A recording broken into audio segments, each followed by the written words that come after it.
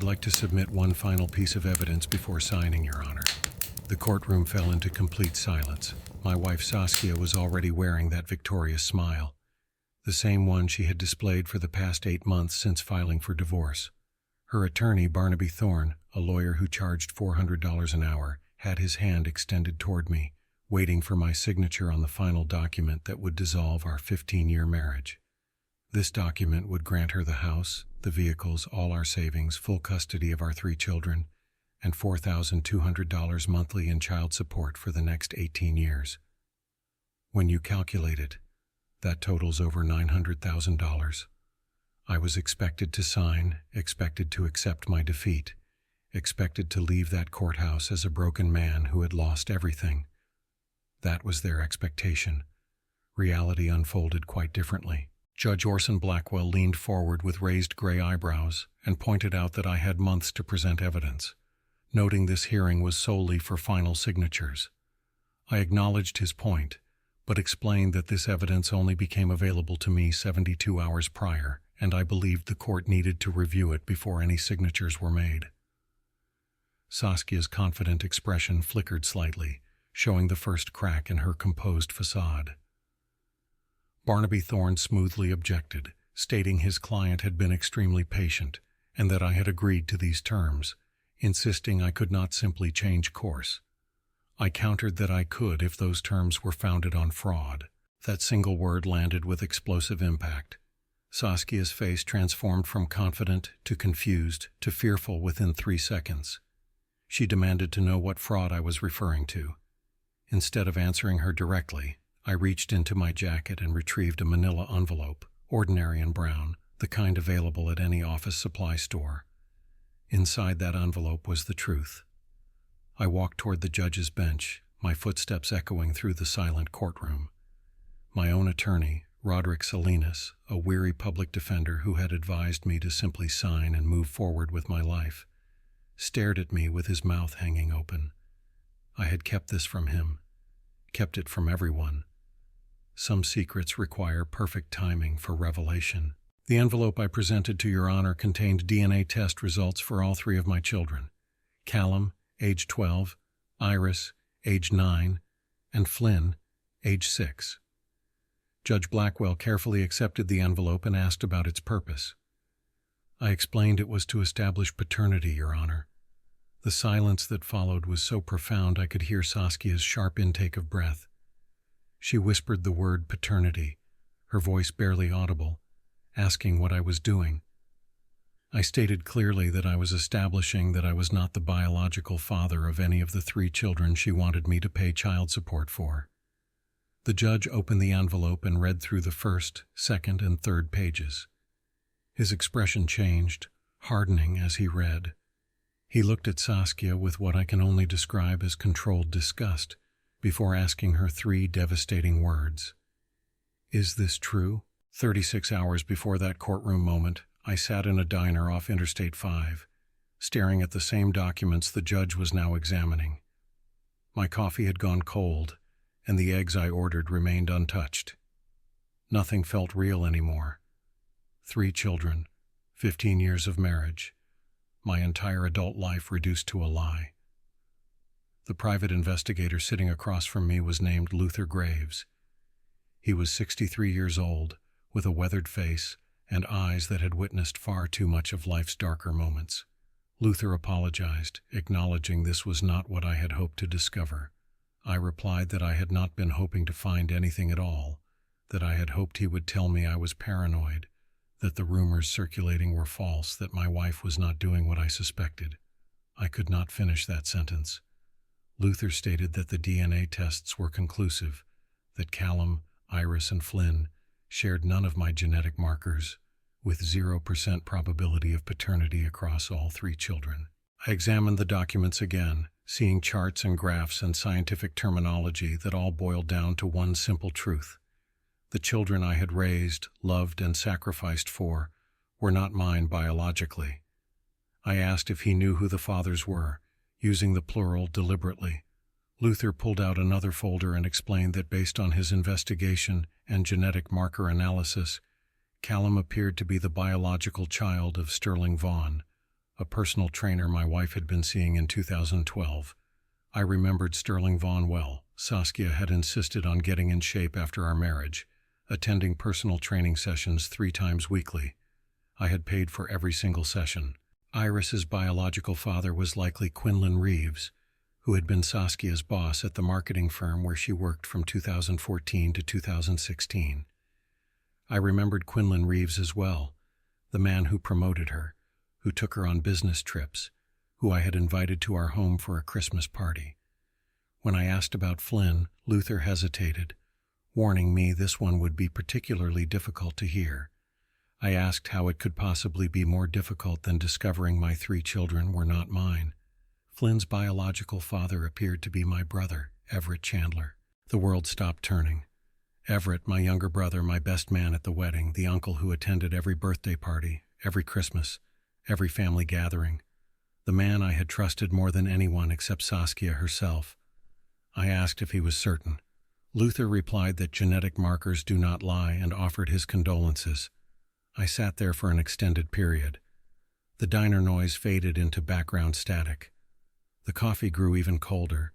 The eggs congealed on the plate. 15 years of marriage, 3 children, hundreds of thousands of dollars invested in a family that was never truly mine. And Saskia had the audacity to demand child support. I asked Luther what I should do now. He leaned back in his chair and stated the decision was mine. I could sign those divorce papers and pay child support for 18 years for children who were not biologically mine, or I could walk into that courthouse with these documents and watch my wife's entire scheme collapse. She would claim I was abandoning the children. I would counter that she committed paternity fraud, which she did. In this state, that constituted grounds for annulment of child support obligations and potential criminal charges. Criminal charges against the woman I had loved for 15 years, the mother of children who called me Dad. I told Luther I needed time to think. He reminded me I had 36 hours before the final hearing and advised me to think quickly. Let me explain how I arrived at this point. My name is Crawford Chandler. I am 47 years old and work as a warehouse logistics supervisor at a distribution center in Fresno, California. I earn $67,000 annually, which is neither wealthy nor poor, simply enough to support a family and provide for them. At least that was what I believed I was doing. I met Saskia Brennan in 2008 at a friend's barbecue. She was 28, beautiful, with the kind of smile that made you feel like the only person who mattered. I was 32, recently promoted, finally feeling like my life was coming together. We dated for 6 months, got engaged, and married in 2009. Callum was born in 2012. I remember holding him in the delivery room with tears streaming down my face, believing I was the luckiest man alive. My son, my firstborn, the beginning of my legacy. Except he was not my son at all. He was Sterling Vaughn's son, conceived during those personal training sessions I was financing. Iris arrived in 2015, my little girl. She had Saskia's dark hair and what I believed were my green eyes. Those green eyes actually came from Quinlan Reeves, the boss who was sleeping with my wife while I worked overtime to pay for her maternity leave. Then came Flynn in 2018, the baby of the family, the one I thought would solidify our bond forever. He was Everett's son, my brother's son, conceived at some unknown time in some unknown place while I trusted both of them completely. I raised those children from infancy. I changed their diapers, walked the floor at 3 a.m. when they were sick, helped with homework, coached Little League, paid for braces and summer camps and everything else children need. I loved them and still love them.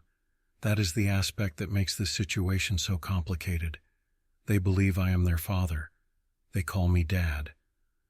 When Flynn scraped his knee last summer, he came running to me for comfort. When Iris experienced her first heartbreak at school, she cried on my shoulder. When Callum needed advice about a girl he liked, he asked me for guidance. None of that was fabricated. None of that was dishonest. My love for them was genuine and real. But Saskia's love for me turned out to be the lie, a lie from the very beginning. The divorce came seemingly out of nowhere, or perhaps it did not, and I simply was not paying attention. Looking back, there were warning signs. The late nights at work that did not match her schedule. The new clothes I had not purchased for her. The way she seemed more interested in her phone than in me. I thought we were simply experiencing a rough patch. 15 years of marriage, 3 kids. Life becomes complicated. I suggested marriage counseling. She said she did not need it. Then in January of this year, she sat me down and informed me she wanted out. She stated she was not happy and had not been happy for years. I suggested we could work on our problems together. She replied she did not want to work on it, that she wanted a divorce. She already had an attorney, Barnaby Thorne, recommended by her sister. Everything was prepared in advance. The division of assets, the custody arrangement, the child support calculations. She had been planning this for months, possibly years. She wanted everything. The house we had purchased together in 2011, the retirement account I had been building since my 20s, the cars, the savings, the investments, and full custody of the 3 children with me paying $4,200 monthly until the youngest turned 18.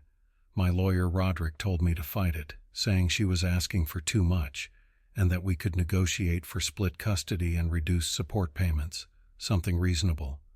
But I did not fight. I agreed to everything. People thought I was giving up, thought I was too heartbroken to battle, thought I was being noble or stupid or both. The truth was different. I agreed to everything because I knew something was fundamentally wrong, had known on some level for years. I did not want to acknowledge the way Callum looked nothing like me, the way Iris had medical conditions that did not run in my family, the way Flynn had certain features that looked familiar, but not in the right way.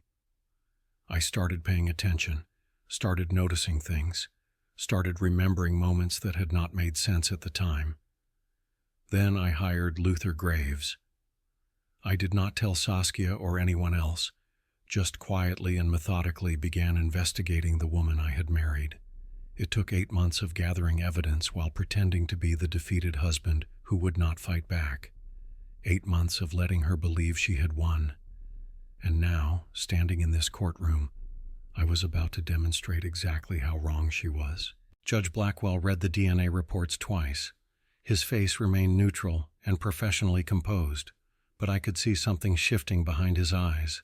The same disgust I had felt in that diner, multiplied by whatever sense of justice had led him to his profession. He addressed Mrs. Chandler in a voice like ice, asking if she had any response to these documents.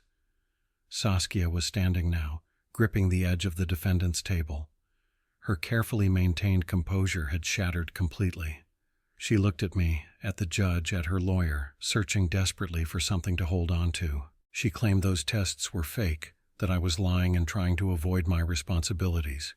Judge Blackwell held up the documents, explaining they were conducted by Geneva Diagnostics, a certified laboratory with AABB accreditation, showing 0% probability that I was the biological father of any of the 3 minor children. Saskia insisted it was impossible, that I was their father, and had been their father for years. The judge stated he would ask once more whether there was any possibility these results were accurate. The courtroom waited in tense silence. I watched my wife, the woman I had loved for 15 years, the woman I had trusted with everything I had, the woman who had lied to me every single day of our marriage. Something broke in her expression. The fight drained from her eyes. She said she wanted to speak to her lawyer. The judge pointed out her lawyer was standing right beside her. Barnaby Thorne looked like a man who had just realized he was standing in quicksand. The confident shark had transformed into a deer caught in headlights. Thorne addressed the court, saying he needed time to review these documents with his client, that this was highly irregular. Judge Blackwell responded that what was irregular was his client seeking child support for 3 children who were apparently not fathered by the respondent. He set down the papers with a deliberate motion and asked Mrs. Chandler directly whether these children were biologically related to me. Silence filled the courtroom. The judge repeated his question. The word came out as a whisper. No. She admitted no, they were not. The courtroom erupted, not loudly as there were not many people present, but Roderick gasped, Barnaby Thorne cursed under his breath, and someone in the gallery made a sound of shock. I simply stood there watching Saskia finally tell the truth. She continued, tears beginning to flow, admitting they were not mine but insisting I had raised them and was their father in every way that mattered, that they loved me and I could not just abandon them because of this. Judge Blackwell asked because of what exactly? Because she committed paternity fraud.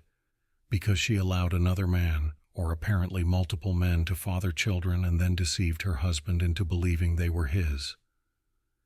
Saskia said she never meant for it to happen like this. The judge asked how exactly she meant for it to happen. She had no answer. Judge Blackwell turned to me. His expression had shifted, still professional but with something underneath, respect perhaps, or sympathy. He asked what relief I was seeking from this court. I had thought about this moment for months, rehearsed what I would say, planned exactly how I would destroy Saskia the way she had destroyed my trust. But standing there, looking at her broken expression, thinking about Callum and Iris and Flynn, I found the words I had prepared did not want to emerge. I told Your Honor that I loved those children and still love them, that what my wife did to me was unforgivable, but the children were innocent and had not chosen any of this. I stated I understood, but legally I was requesting termination of the child support obligation since I was not their biological father and should not be held financially responsible for children conceived through my wife's infidelity. Saskia made a sound, something between a sob and a gasp. However, I continued, I would like to request visitation rights. Those children knew me as their father, and ripping me completely out of their lives would only hurt them more than they had already been hurt. Judge Blackwell studied me for a long moment before commenting that this was a remarkably measured response, given the circumstances. I replied that I was not interested in revenge, Your Honor. I simply wanted to stop being lied to, and wanted those kids to know that someone in their life actually loved them for who they are, not for what they can provide.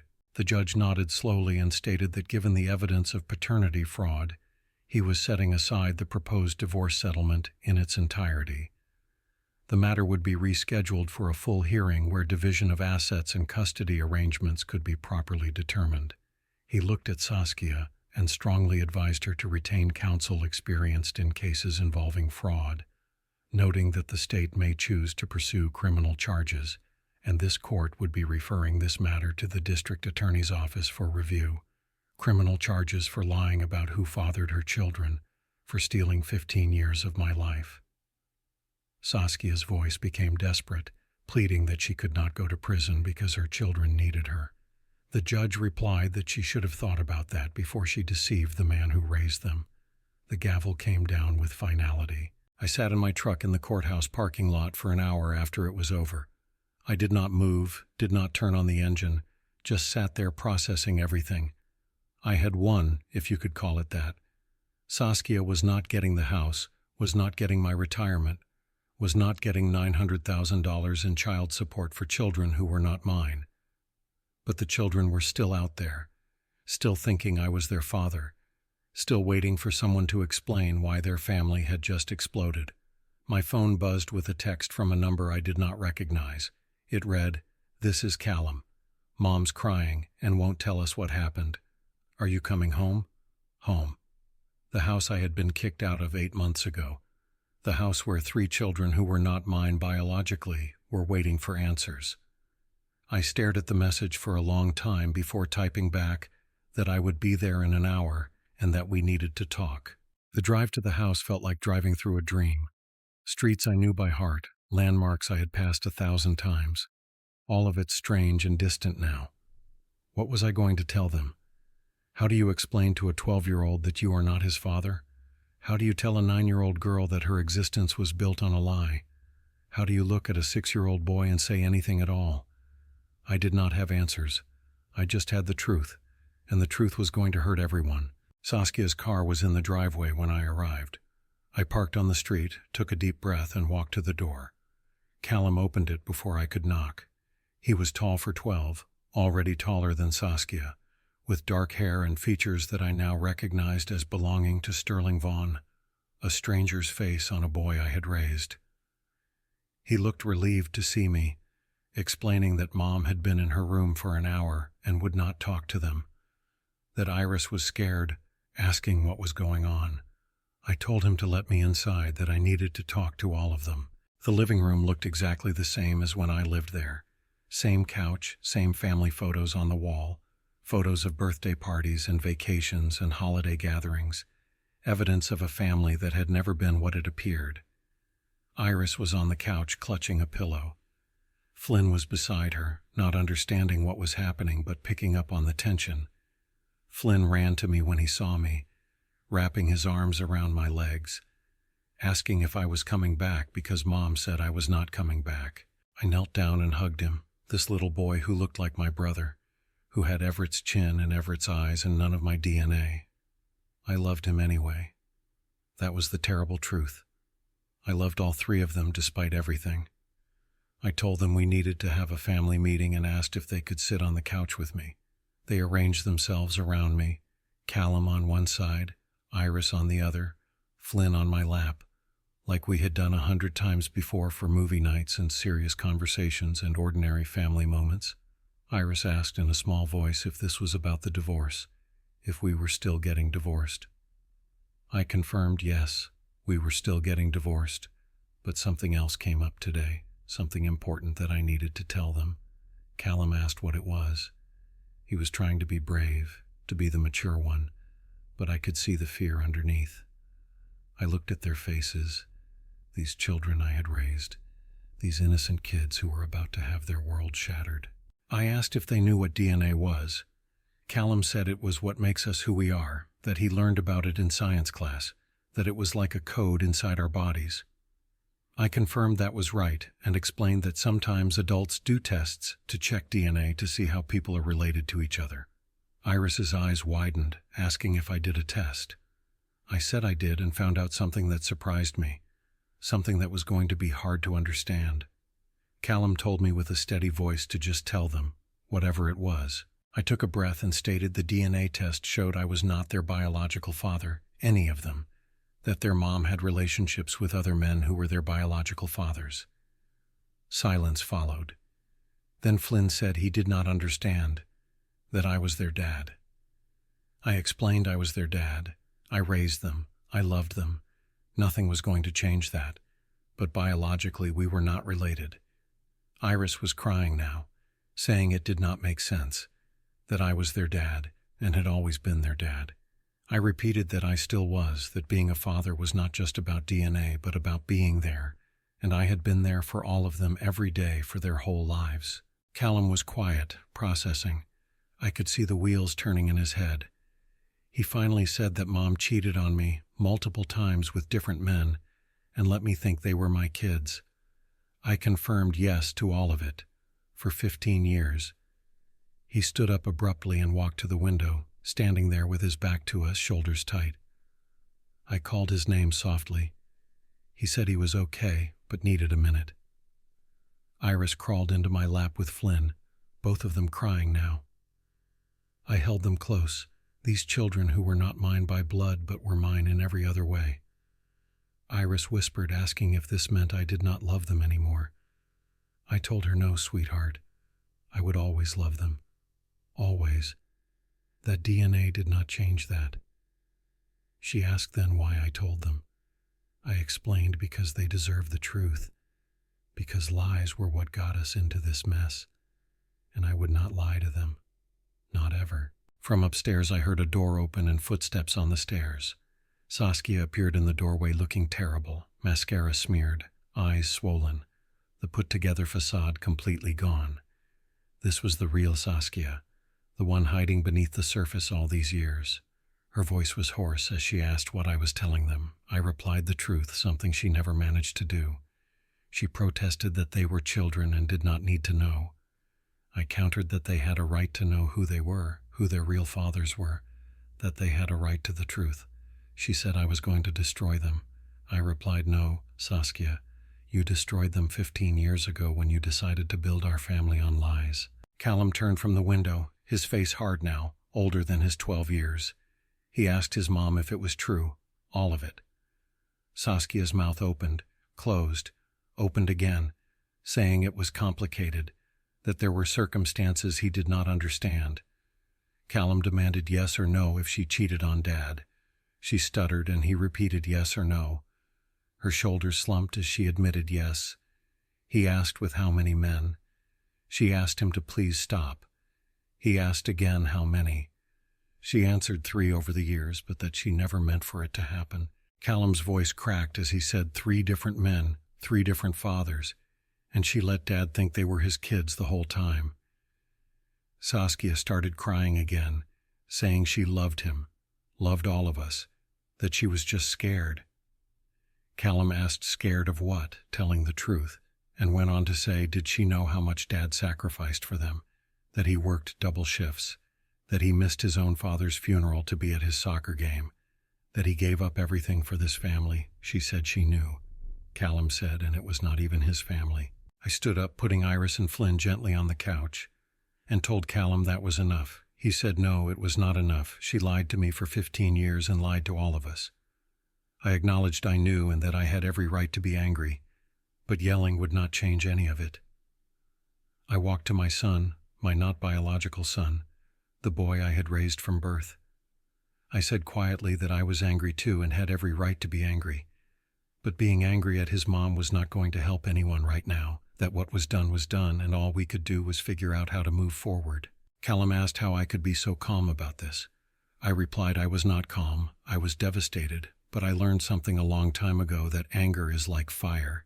It burns hot and fast, but it burns the person holding it most of all. Callum stared at me, and then suddenly was hugging me, this tall, almost teenage boy holding on to me like he was 6 years old again. He said into my shoulder that he did not care about DNA, that I was his dad and had always been his dad. I replied I always would be, no matter what. We stood there for a long moment. Then Iris and Flynn joined the hug, little arms wrapping around us, and Saskia stood in the doorway watching and crying, seeing the family she had broken choosing to stay together without her.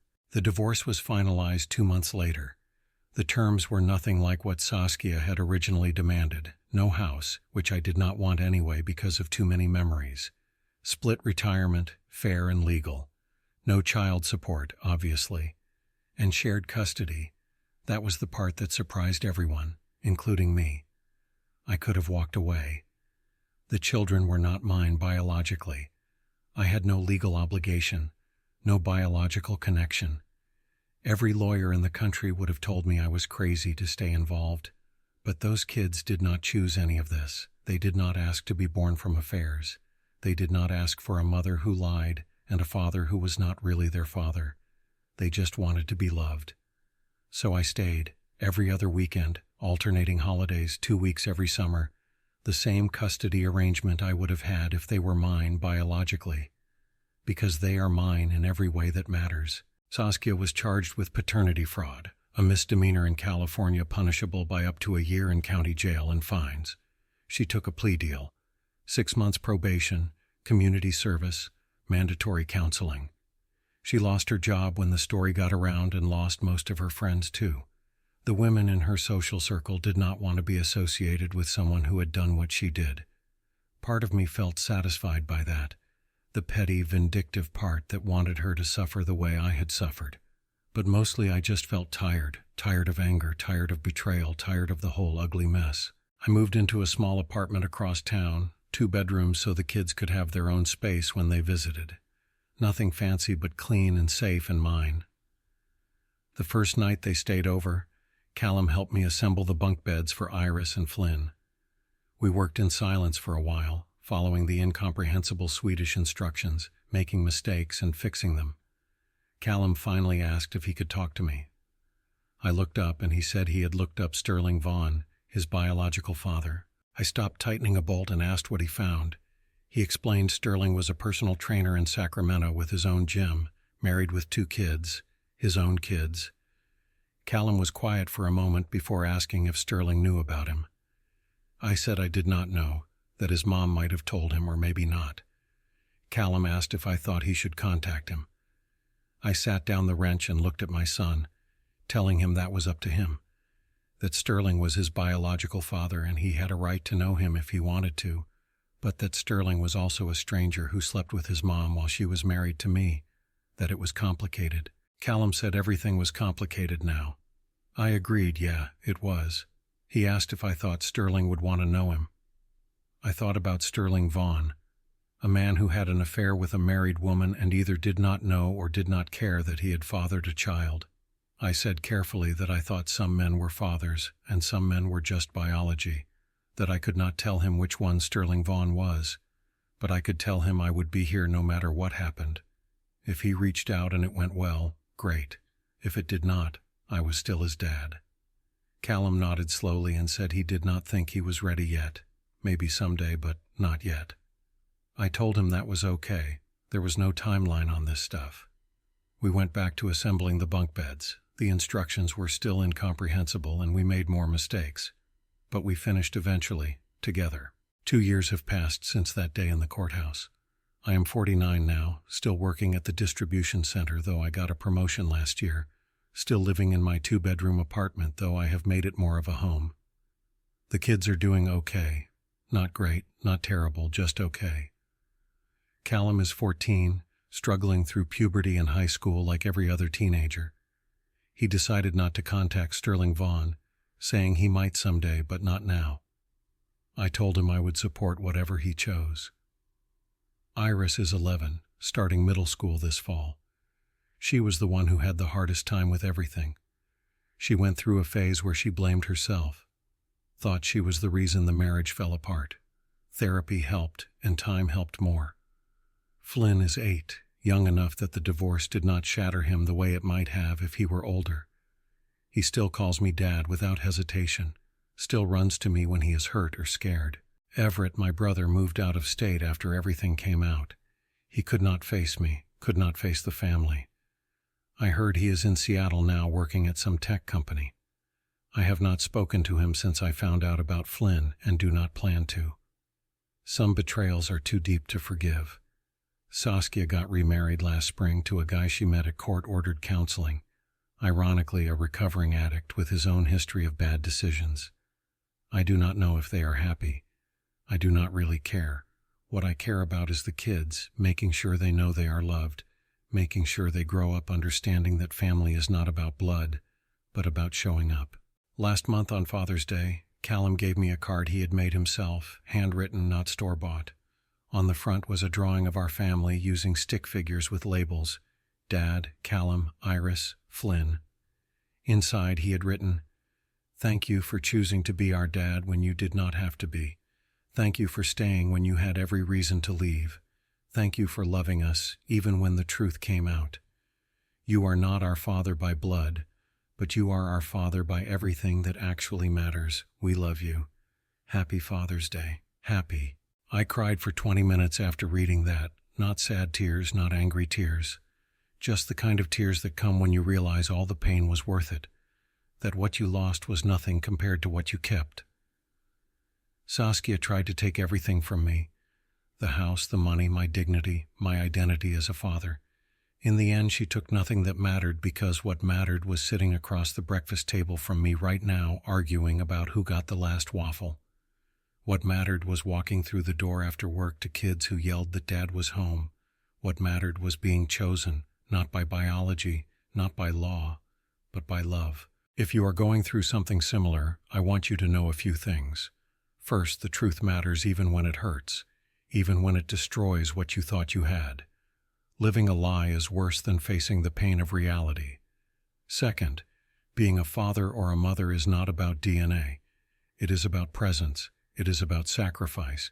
It is about choosing to love someone even when it is hard, especially when it is hard. Third, you will survive this, whatever this is. The worst day of your life is still just a day. The sun will rise tomorrow and the day after that, and eventually the pain fades enough that you can breathe again. Saskia called me a fool for not fighting the divorce, but I was fighting, just not the way she expected. I was fighting for the truth, for justice, for my own self-respect, and I was fighting for 3 kids who needed at least one parent who would not lie to them. I won that fight, not in the courthouse, although that helped. I won it in the years after, in the slow, painful work of rebuilding trust, in the quiet moments with kids who chose to love me back. That is the real victory. Not the money I did not have to pay, Not the house I did not lose, not even the satisfaction of watching Saskia's scheme collapse. The real victory is Callum's card on my refrigerator, Iris's hug when she comes through the door, Flynn's voice calling Dad across the soccer field. The real victory is this family, broken and rebuilt, imperfect, but real, mine. I have to wrap this up as it is almost time to pick up the kids from school. But before I go, I want to say one more thing to anyone who has been lied to, who has had their trust betrayed, who has discovered the life they thought they were living was built on someone else's deception. You are not a fool for believing, you are not stupid for trusting. You are just human, and humans are supposed to trust the people they love. The person who lied is the one who should be ashamed, not you. And you get to decide what happens next. You get to choose whether the betrayal defines you or whether you define yourself. I chose to be a father, not because I had to, but because I wanted to. That choice saved me. Maybe there is a choice waiting for you too. If you are going through something right now, something hard, something that feels like it might destroy you, remember the worst day of your life is still just a day. Tomorrow is coming, and you get to choose who you will be when it arrives.